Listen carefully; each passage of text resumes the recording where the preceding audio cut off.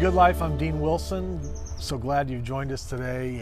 GoodLifeTelevision.org is always up. You can always go there and see a lot of great interviews, power clips. There's a lot of great content there.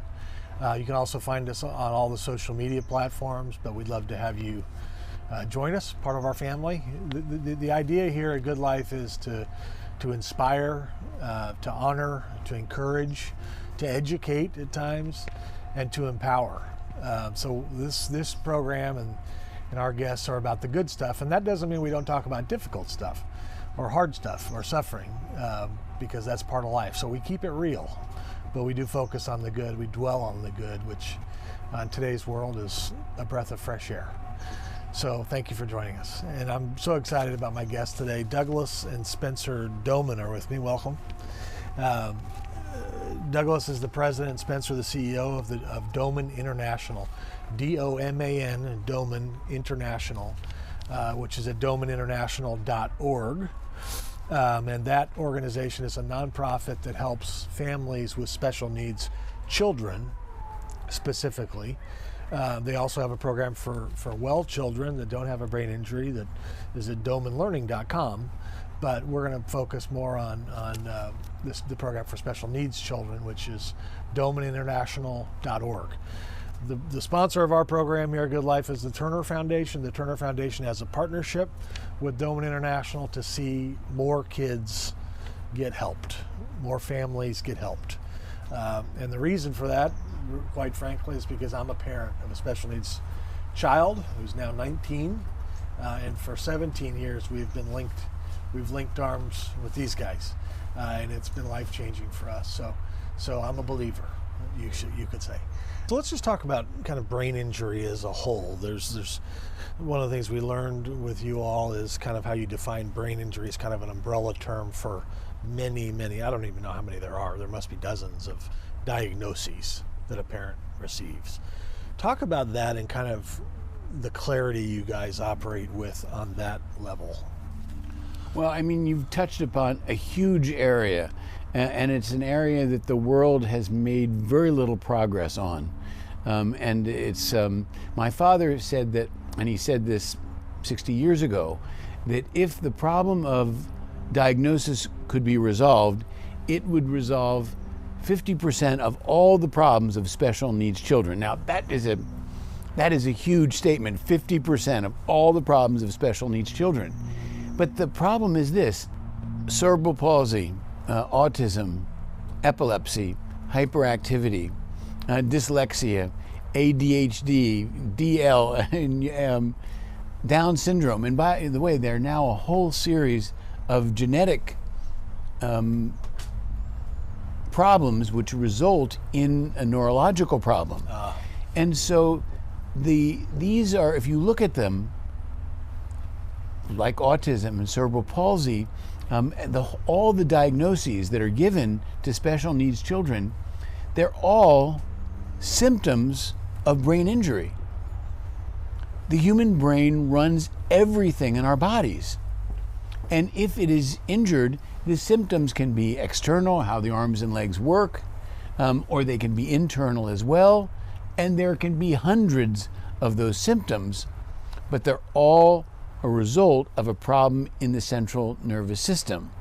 Now, the problem that why conventional therapy has failed the parents and the children is that because the diagnosis is based on a symptom, then the treatments are based on treating the symptom. And science has known for 100 years that you cannot treat the symptom and make the cause go away.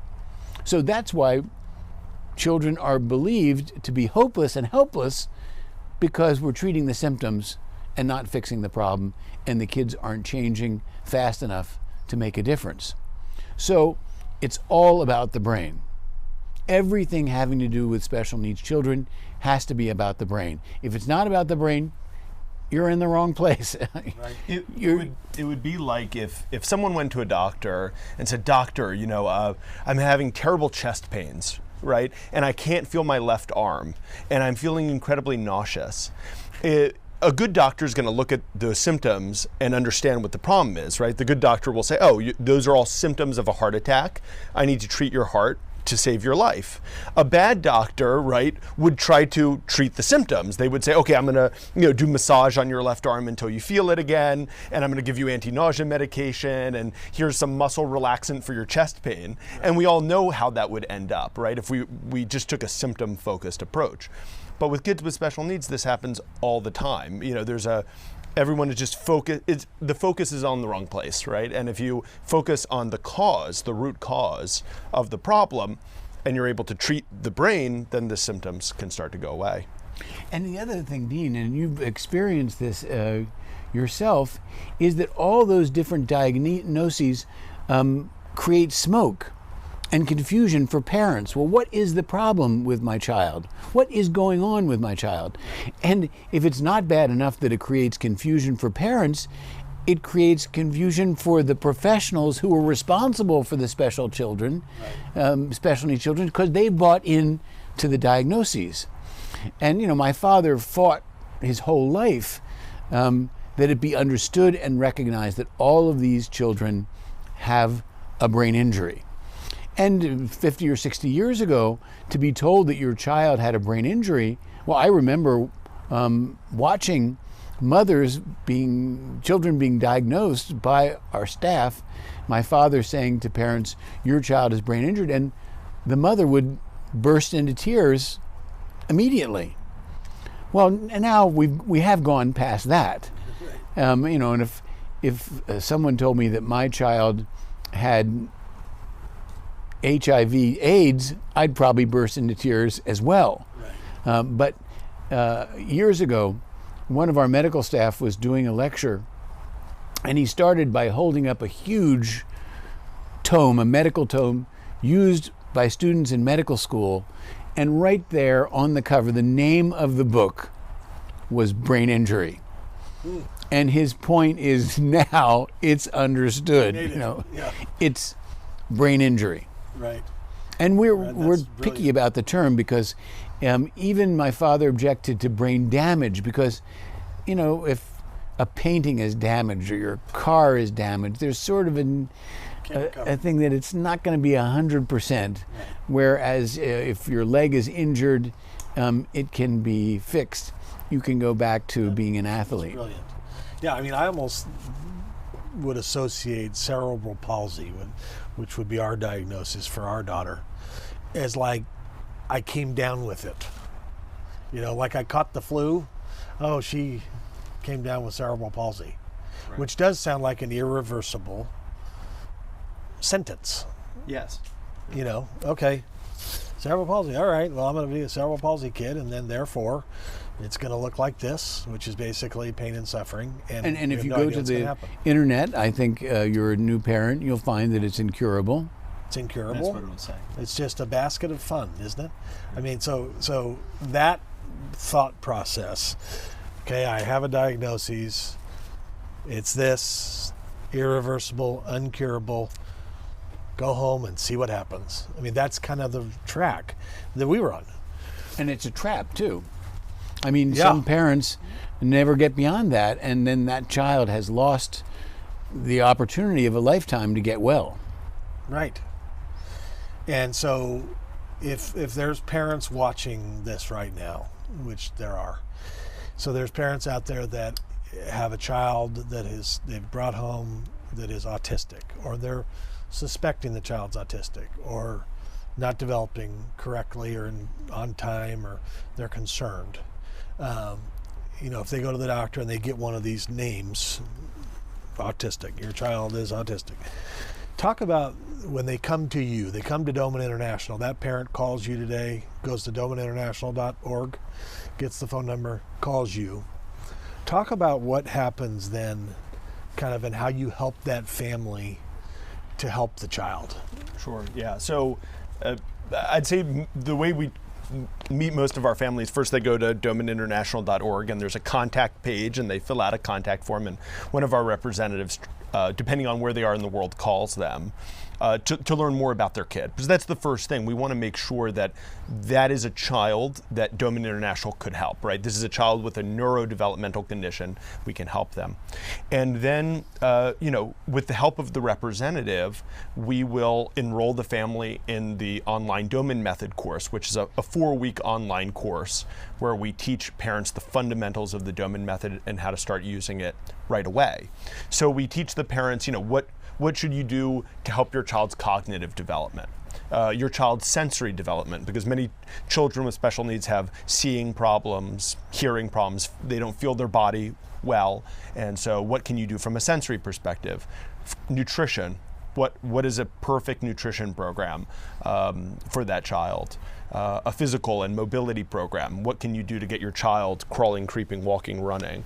So we teach the parents the exact techniques to use at home over 4 weeks' time. And so when that course is over, the parents have their initial plan that they can get started with. And actually, one of the great things about the course, when we first put our course online, we weren't expecting this, but it's 4 weeks long. But parents start implementing things right away, right? The parents that come to us, they don't want to waste any time. Right. So very often by the end of the course, the parents are already reporting back the wins and successes that they've been getting in those 4 weeks. Some children will, parents will take the course and the child is immobile, child can't move at all.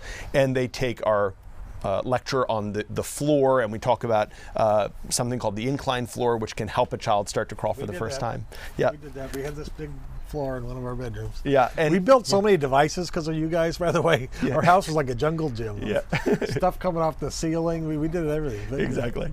Yeah, and nothing has changed in that regard. Yeah. Our neighbors thought, what's going on over there? But yeah. But and so sometimes even by, I remember in the last course, there was one family saying, oh, my child started crawling while we were taking the course. And of course, the parents were rejoicing in the fact, but I think even for them, what they had learned in the course was so, it made sense to them, right? And they started implementing it. They saw the big wins.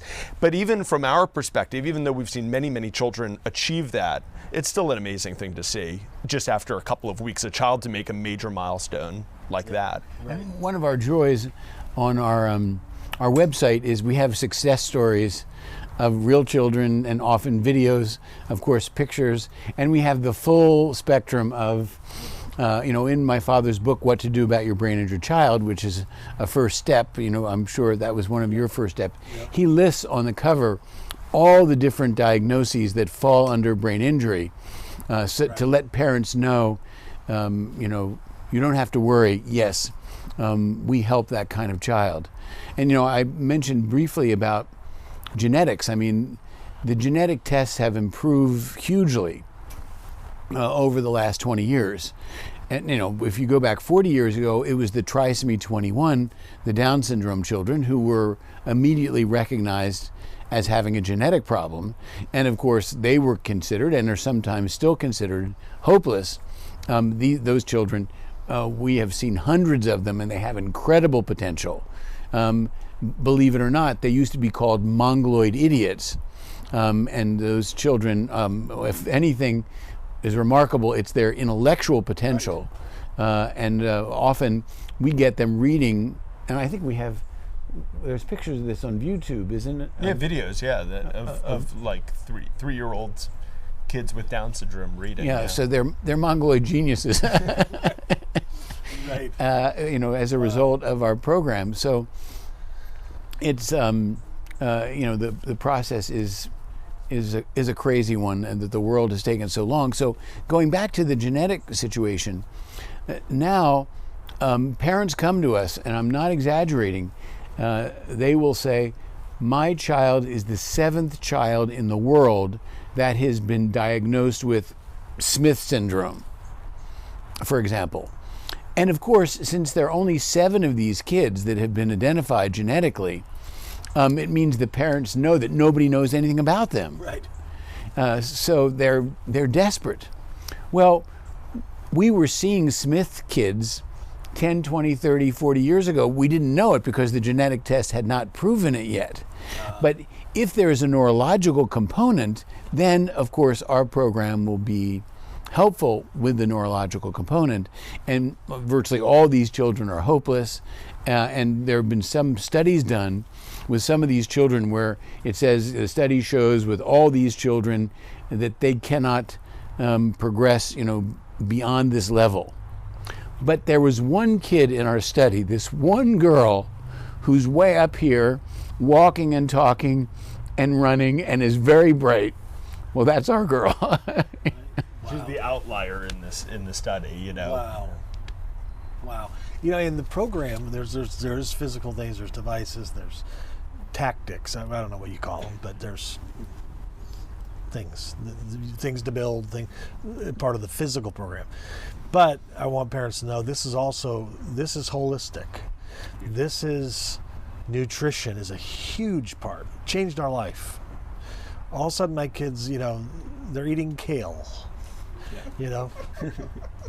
Their reward is blueberries, and from candy to it changed our life, health, energy, fitness, everything. So nutrition's a big part. But the part I wanted to, and breathing, respiration, which again, not a lot of people wake up thinking about their breathing. I didn't wake up this morning and said, well, I hope my breathing goes well today. We pretty much, but we learned what we learned from you guys about the importance of developing respiration was huge. We could talk about any one of these for a whole program, but what I want to focus on is, and it's a little sensitive subject, I think, in our society is medicine and how you, because when you're talking about treating the symptoms, I was thinking about this. So with like an ADD situation or some of these kind of things, we medicate quickly, big. And that seems to me like it's treating the symptom. Oh, it is, absolutely. I mean, we've been fighting this for 50 years. Yeah. So talk about your way.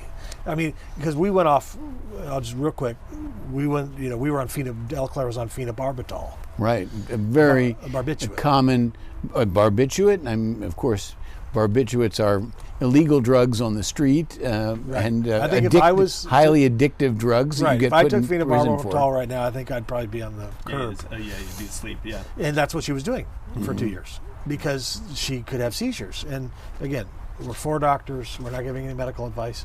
If you're on phenobarbital, don't go off of it. Exactly. But with your program, this holistic program, we were able to wean her off of phenobarbital, and her development skyrocketed. And she never had one seizure. They thought we were crazy, frankly. But again, doctors are wonderful. But talk about your approach versus kind of what we often see treating the symptoms. Well, part of our research over the last 60 years is about epilepsy. And epilepsy is considered a disease of its own, but it is a symptom of brain injury. The epilepsy occurs in the brain. And if you solve the problem in the brain, the epilepsy will go away. So the anticonvulsant medications are designed to make that happen, but often they don't. So we have children who have come to us on 4 different anticonvulsant medications. And I think the protocol is that children are never to be given more than 4, but I think we've had kids that have been put on 5. And then, of course, as part of the protocol, their dose is only so high. So we've had kids on all 4 medications at the highest doses, and they're still having seizures. So, if you send your car to the mechanic 4 times and he hasn't fixed it, you got to know you're not solving the problem. Right. So, the problem with the anticonvulsant medications is they suppress the cortex. The cortex is the part of the brain where the seizure occurs. And so basically the drugs suppress the function on the cortex. That's where human intelligence is. So a kid is called mentally retarded, and he's being given drugs that basically make him more mentally retarded. And by the way, when my father started his detoxification program 50 years ago, which is designed to slowly remove these medications, and I have to say that this is only done on the direct supervision of our medical staff or the medical doctor that's responsible for the child that works with us. So it has to be done very slowly, very carefully, and there is this protocol that has been created over the last 50 years that has to be precisely followed to do this safely and carefully. But the result, after thousands of children, is the children blossom like flowers intellectually. Their personalities, their characters come out, and they see that cortex is developing, and their intelligence is proving. So we have not found any medications that deal with the central nervous system that are helpful for children. And of course, some children are put on tranquilizers. Children who are hyperactive may be put on medications to slow them down. Other children who are hypoactive may be put on medications to make them more hyper. But sadly, the brains of brain injured people don't always work the way yours and mine does.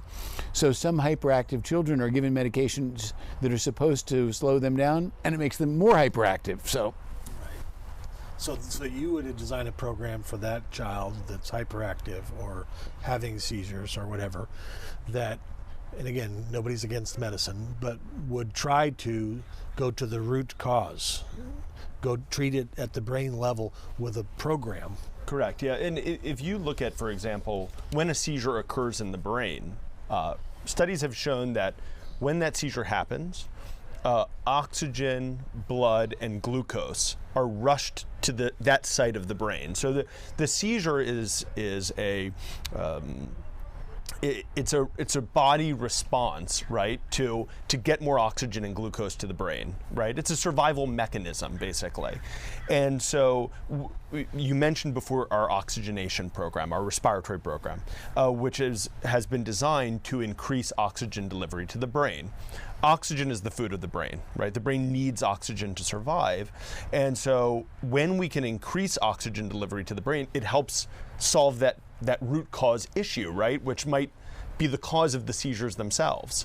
And so if we can get more oxygen to the brain, we can start to see those seizures reduce, or in some kids completely disappear. And nutrition is an important factor as well. Yes. One of the ironies of our work, and we've been very fortunate to have experts that have contributed to our work, where, for example, one of our friends is Novak Djokovic, the great tennis player. And Novak's nutritional program, I mean, his body is an incredible machine. I mean, he is several. Continue. And several times he's gotten the Athlete of the Year award, the International Athlete of the Year award. And so he has blood work done by his physicians, and one of our physicians has been his physician. The blood work is then studied to determine how could we give him a nutritional program to bring all of his blood up to the optimum levels of what it should be, to keep him healthy and to give him maximum energy. And then he follows that diet very, very carefully. Well, his diet is very similar to the diet of our brain-injured children, because we're the machine of the brain.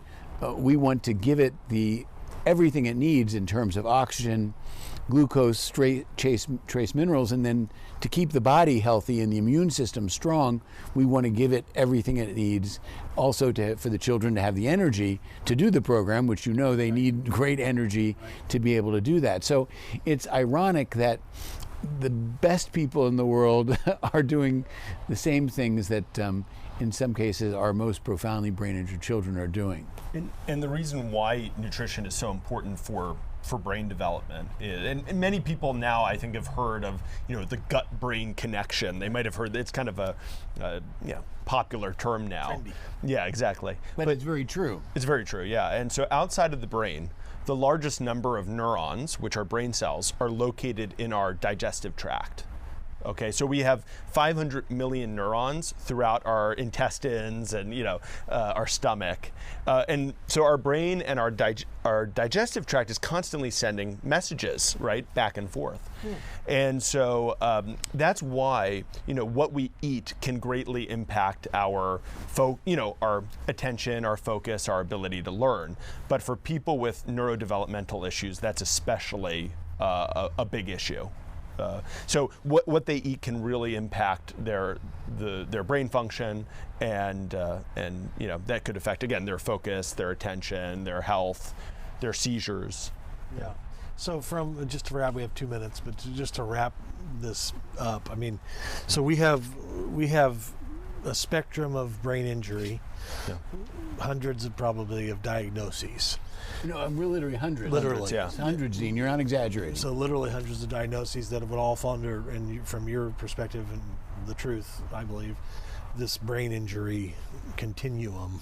Yeah. So parents, if you're watching, if from everything from dyslexia, which of course I thought was a problem with the eyes, until I met y'all, that can be treated with a program, and ADD and ADHD and learning difficulties, developmental delay, or any one of these diagnoses we've mentioned, it's a good idea to go to domaninternational.org, our partner here at the Turner Foundation and Good Life TV.